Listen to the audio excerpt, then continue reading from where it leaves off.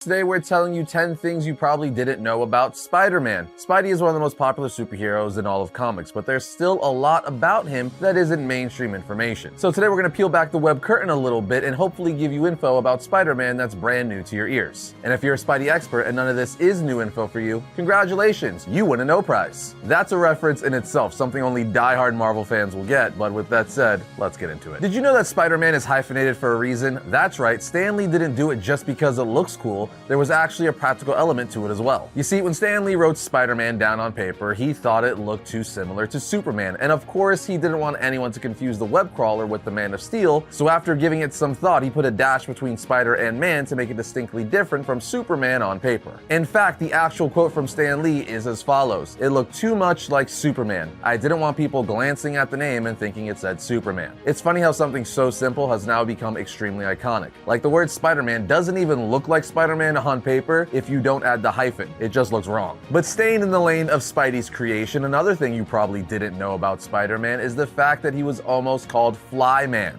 You see, after the massive success Stan Lee had with the Fantastic Four in 1961, he needed to find the next big thing. And that next big thing came in the form of a fly. As the story goes, Stan was in his office one day brainstorming when he saw a fly crawling up a wall in the Marvel offices. And after seeing this, Stan's like, I got it. We need a character that could stick to walls and climb up vertical surfaces with ease. At this point, he started brainstorming names for characters such as Mosquito Man, Insect Man, and Fly Man. Now, thank God none of those names stuck in the end, as Stan Lee would eventually be like, no, I got it, Spider-Man, because that sounds cool and dramatic, unlike Fly Man or Insect Man. It's at this point Stan hired Steve Ditko to design Spider-Man's costume, with Ditko presenting him as an awkward teenage hero with the abilities of a spider, and from there, the rest is history. Stan was always the best at knowing what fans would want to see in comic books. Anyway, here's a crazy one. Did you know that Peter Parker wasn't the first Spider-Man? That's right, Peter Parker's Spider-Man debuted in Amazing Fantasy 15 in 1962. However, about a decade earlier, in the 1950s, there was another Man-Spider, or Spider-Man, running around Marvel. You see, in the 1950s, sci-fi comics and monster comics were extremely popular. And in Journey into Mystery 73, there was a story that had a household spider transformed by radioactive rays, making him a humanoid talking man-spider. Right after being hit by radioactive rays, the spider grew and gained the ability to talk as his brain enlarged. The comic even says, as the creature grows, his brain enlarges, his mental capacities increase. He is able to think,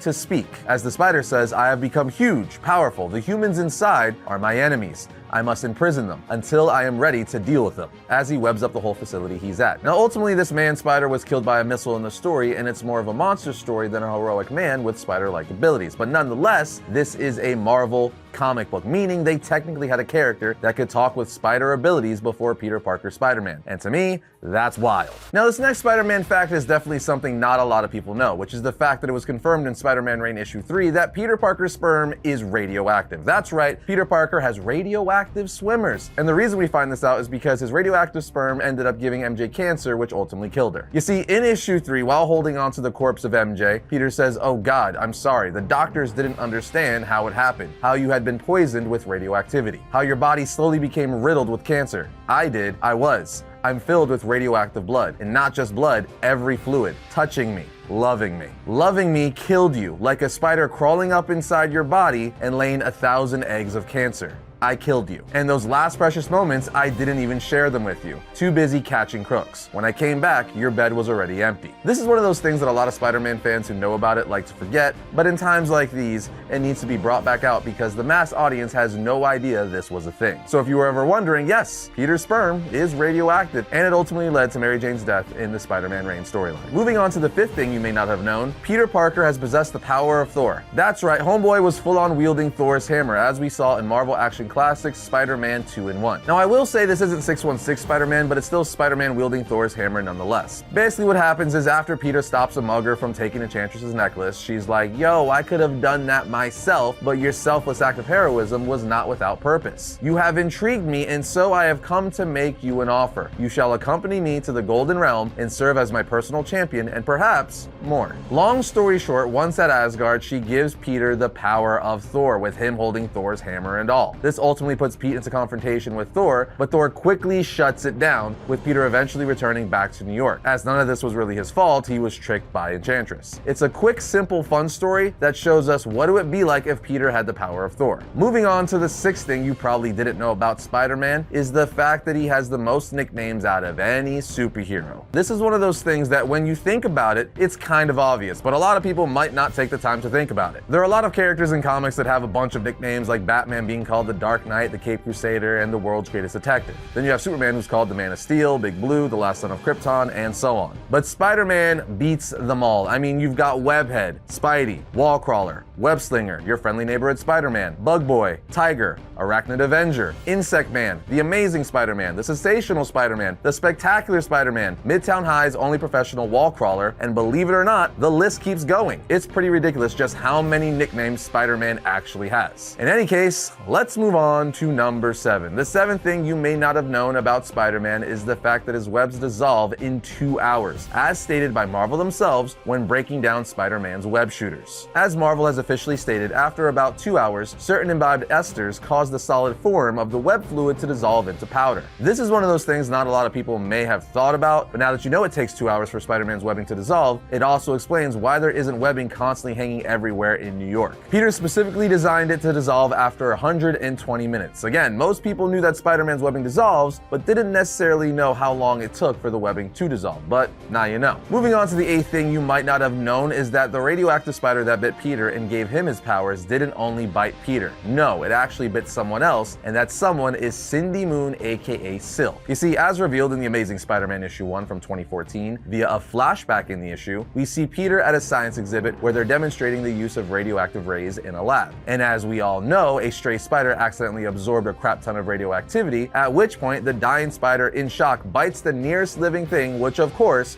was Peter Parker. But after biting Peter, the spider didn't die, at least not right away. It lived long enough to crawl away and bite someone else on the foot, and that someone else was Cindy Moon, who was at the same exact science exhibit as Peter Parker. Then after biting Cindy, it died. Now this was a massive revelation Dan Slott gave us back in 2014, because from 1962 all the way to 2014, we were led to believe Peter was the only one bitten by that specific radioactive spider, only for Dan Slott to be like, yeah, no, there was someone else there, Cindy Moon, who later becomes Silk. If you want to know more about Cindy Moon, her story is actually really cool, and we did an entire episode breaking down her origin right here, so go check that out. Another thing you may not have known about Spidey is the fact that he almost bankrupted Marvel. That's right, Spider-Man, the most popular Marvel character and one of the 3 most popular superheroes in the world, almost bankrupted Marvel in the 90s. You see, during the 90s, DC Comics was putting out banger storylines like the death of Superman and the Batman Nightfall storyline, where Bane breaks Batman's back and Bruce is forced to pass the Batman mantle to Jean-Paul Valley. So obviously Marvel's like, well, we need our huge event. Enter the Clone Saga. Now, the Clone Saga, which spanned from 1994 to 1996, is infamously known as one of the worst things Marvel has ever done. While it did introduce us to one of my favorite versions of Spider-Man and fan favorite version of Spider-Man, Ben Reilly, the Scarlet Spider with the awesome blue hoodie, that's pretty much the only good it did. You see, the Clone Saga just confused the hell out of readers and messed with continuity for no reason. The event caused Peter to believe that he was not the real Peter Parker, so he gave up the mantle of Spider-Man, at which point a bunch of clones entered the mix. We also got a pregnant Mary Jane and a bunch of other stuff that just made it confusing and overall not that great. Now, I will say, in the mid-90s, there were also other factors that led to Marvel almost going bankrupt, one of which being their decision to self-distribute their own content. But the Clone Saga is definitely one of the biggest things people cite as Marvel almost going under because it was not a success. And it seemingly went on forever with a ton of ads and marketing, all pushing its convoluted plot that was just pissing off Marvel and Spider-Man fans. Things were getting so bad during this time that a third of Marvel employees were actually laid off as the Clone Saga was going on, leaving Marvel to try to figure out how the hell they're going to stop themselves from going under, which obviously they did. And that came in the form of Marvel movies. Enter Wesley Snipes' Blade, which saved Marvel from bankruptcy. From there, we got the X-Men movies, the Sam Raimi Spider-Man movies, and ultimately the MCU, with the rest being history.